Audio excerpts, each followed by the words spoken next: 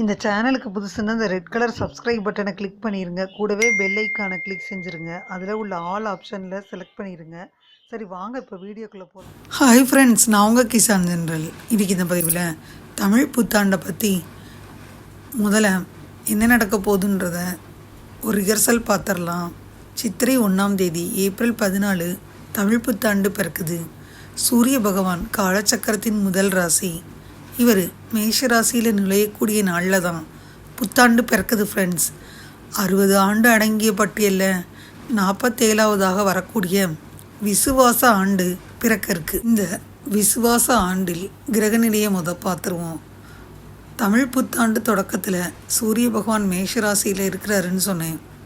ரிஷபத்தில் குரு, கடகத்தில் செவ்வாய், கன்னி ராசியில் கேது, துலாம் ராசியில் சந்திரன், மீன ராசியில் சனி, சுக்கிரன், புதன், ராகு அப்படின்னு 4 கிரகங்கள் இருக்குது.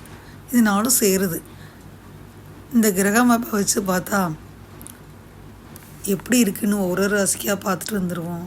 இந்த தமிழ் புத்தாண்டை எடுத்துக்கிட்டோம்னா நம்ம பொதுவாக பார்த்திங்கன்னா ராகு கேது பயிற்சி வச்சு தான் நம்ம இதை கணிக்க போகிறோம். இந்த புத்தாண்டு பலன்கள் இப்படி தான் கணிக்கப்படுது. முன்னாடியெல்லாம் பார்த்திங்கன்னா சித்தர்கள் எழுதி வச்ச பாடங்களை வச்சு தான் அந்த வருடத்தின் முழு வெண்பாவும் பொது பலன்கள்னு சொல்லுவோம்.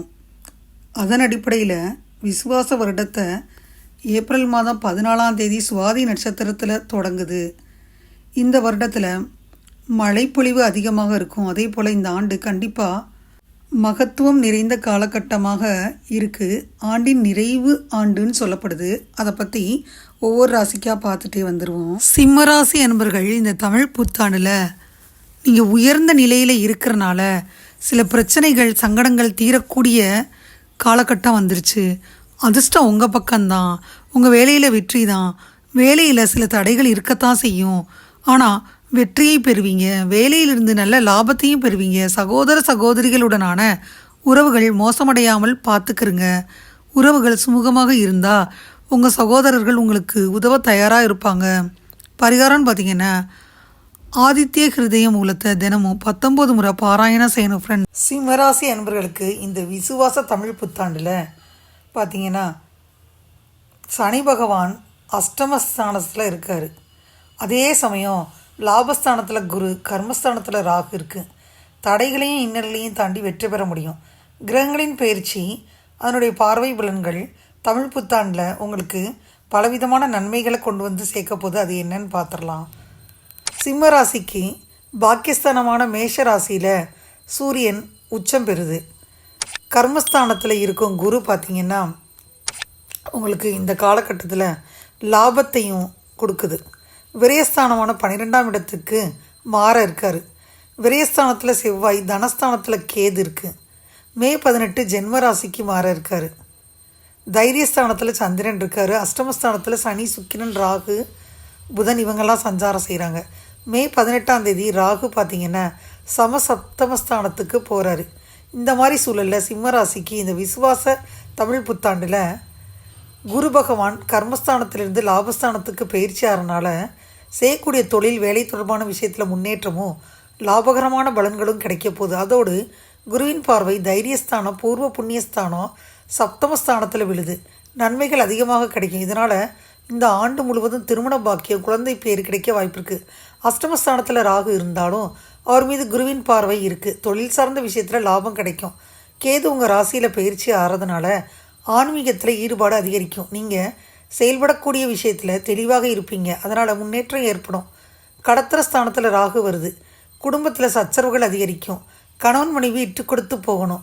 பணியிடத்தில் சக ஊழியர்களை அனுசரித்து போகணும்.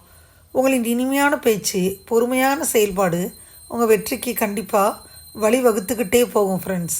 அது தவிர பார்த்திங்கன்னா இந்த சிம்மராசி அன்பர்களுக்கு பலவித நன்மைகள் ஏற்பட போகுது. துலாம் ராசி அன்பர்களுக்கு பணப்பொழிவு இருந்துக்கிட்டே இருக்கும். இந்த காலகட்டத்தில் நல்ல ஒரு வாய்ப்பு, மகத்துவம் வாய்ந்த காலகட்டமாக இருக்கும். அந்த வகையில் சிம்மராசி அன்பர்களுக்கு தமிழ் புத்தாண்டில் நல்ல பலன்கள் கிடைக்க போகுது. சிம்மராசி அன்பர்களை எடுத்துக்கிட்டால் இந்த காலகட்டத்தில் நல்ல பலன்கள் பெற போகிறாங்கன்னு சொன்னேன். 8ல் மறைந்த குரு 9ஆம் இடத்துல வர்றாரு. தொட்டதெல்லாம் துலங்க போகுது. இந்த வருட கிரகங்கள் சொல்லக்கூடிய 4 கிரகங்களும் இந்த ராசிக்கு சாதகமான அமைப்பு. 15ஆம் இடத்துல குரு 6ஆம் இடத்துக்கு பயிற்சியார். 6ஆம் இடத்துல ராகு 5ஆம் இடத்துக்கு வர்றாரு. விரயத்தில் இருந்த கேது 11ஆம் இடத்துல இருக்கிறாரு. அசுப கிரகங்கள்னு சொல்லக்கூடிய இடத்துல எந்த கிரகமும் இல்லை. இதனால் நீங்கள் நினச்ச காரியங்கள் வெற்றி பெறும். குறிப்பாக கடந்த 3 ஆண்டுகளாக எல்லாத்தையும் இழந்திருந்தீங்கன்னா இப்போ மிகப்பெரிய பொற்காலம். நீங்கள் எதிர்பாராத நல்ல செய்திகள் உங்களுக்கு வந்து சேரும். வாழ்க்கையில்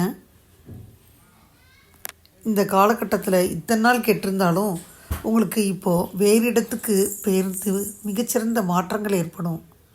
வெற்றி மேல் வெற்றி வந்து குவியும். மே 11ஆம் தேதி கட்டாய இடமாற்றம் உண்டாகும்.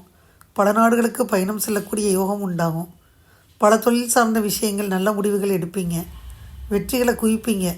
கையில் கடந்த கட்டுக்கட்டாக பணம் இது வரைக்கும் இல்லையே நினச்சிங்கன்னா கடந்த காலங்களில் இப்போ கட்டுக்கட்டாக பணம் வரும். சிம்மராசிக்கு 3ஆம் இடத்துல குரு இருக்குது. புதிய முயற்சிகள் அனைத்தும் கை கொடுக்கும். கடந்த 4 வருடங்களில் முயற்சிகளை தோற்று போயிருந்தீங்கன்னா, மன உளைச்சலில் இருந்தீங்கன்னா, மே 11ஆம் தேதிக்கு அப்புறம் முயற்சிகளை மேற்கொள்ளலாம். வியாபாரத்தில் முதலீடு செய்யலாம். மண் வாங்கலாம், மனம் வாங்கலாம். கண்டிப்பாக புதிய புதிய முயற்சிகளில் நீங்கள் ஈடுபடலாம். அது மட்டும் இல்லாமல் உங்களுக்கு இந்த காலகட்டத்தில் வாழ்க்கைக்கு தேவையான அனைத்தும் கிடைக்கும். பிரிந்த நண்பர்கள் ஒன்று சேருவாங்க. நீங்கள் கடனில் இருந்து விடுதலை பெறலாம். நீதிமன்ற வழக்குகள் உங்களுக்கு சாதகமாக இருக்கும். கிரெடிட் கார்டு கடன்கள்லேருந்து விடுதலை அடைவீங்க. மனநோய் மன அழுத்தம் தீரும். குழந்தை பாக்கியம் இல்லைன்னா புத்திர பாக்கியம் உண்டாகும். மறைமுகமாக இருந்த போட்டி பொறாமை விலகும். கணவன் மனைவிக்குள் இருந்து வந்த சிக்கல்கள் தீரும். பொற்காலம்னே சொல்லலாம். ராசியை குரு பார்க்குறாரு. என்னவோ மனதும் தெளிவாகும். இந்த ஆண்டு பொற்காலமாக இருக்கும். அதனால் முயற்சிகளை செஞ்சுட்டு வாங்க.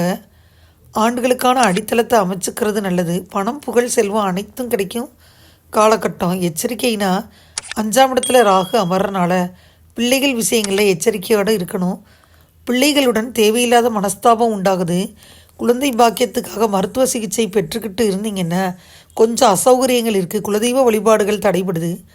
12ல் கேது விலகி லாபஸ்தானத்தில் வருது. பண விஷயங்களில் எச்சரிக்கையாக இருக்கணும். வாயை கட்டுப்படுத்துங்க. சூழலுக்கேற்ற நடந்துக்கிறங்க. கடன் கொடுப்பதை தவிர்த்துருங்க. மாணவர்களுக்கு இதுவரை பல தடுமாற்றம் இருக்கும். போட்டித் தேர்வுகளை எழுதுனீங்கன்னா நல்ல வேலை கிடைக்கும். பெண்களுக்கு மிகச்சிறந்த பலன்கள் கிடைக்கும். மறுமணம் உண்டாகும். திருமணத்தில் நல்ல சந்தோஷ அமைப்பு உண்டாகும். மனச்சிக்கலில் இருந்து விடுபட்டு புதிய முடிவுகளை எடுத்து வெற்றி பார்ப்பீங்க. 12 மாதத்துக்கு பின்னாடி பெரிய புகழ் கிடைக்கும். தொழிலதிபராக கூடிய சூழல் ஏற்படும். இந்த காலத்தில் 100க்கு 99% நல்ல அமைப்பாக இருக்குது. வழிபட வேண்டிய தெய்வம் துர்க்கை அம்மன். அம்பாளை, காளியம்மனை, துர்க்கையை வெள்ளிக்கிழமை அன்னைக்கு கும்பிடுங்க. ஞாயிற்றுக்கிழமை ராகு காலத்தில் எலுமிச்சை தீபம் ஏற்றி நீங்கள் கடவுளுக்கு சாத்தணும். நோய்கள் தீர எலுமிச்சை பழத்தை தலை சுற்றி சூலத்தில் ஏற்றி வைங்க. அது நன்மை தரும். இதுவரை இந்த பதிவில் சிம்மராசி அன்பர்களுக்கான தமிழ் புத்தாண்டு 2025ஆம் வருடத்திற்கான ராசி பலனை முழுமையாக பார்த்தோம். இந்த பதிவு நிச்சயமாக உங்களுக்கு யூஸ்ஃபுல்லாக இருக்கும்னு நினைக்கிறேன். இந்த பதிவு உங்களுக்கு பிடிச்சிருந்தா லைக் பண்ணுங்கள். மறக்காமல் கிசான் ஜெனரல் சேனலை சப்ஸ்கிரைப் பண்ணுங்கள். கூடவே இந்த பெல்லைக்கான ப்ரெஸ் பண்ணுங்கள். அப்போ தான் நான் வீடியோ போட்ட உடனே உங்களுக்கு நோட்டிஃபிகேஷன் வரும். தேங்க்யூ ஃபார் வாட்சிங். Thank you friends. பாய். அடுத்த வீடியோவில் பார்ப்போம்.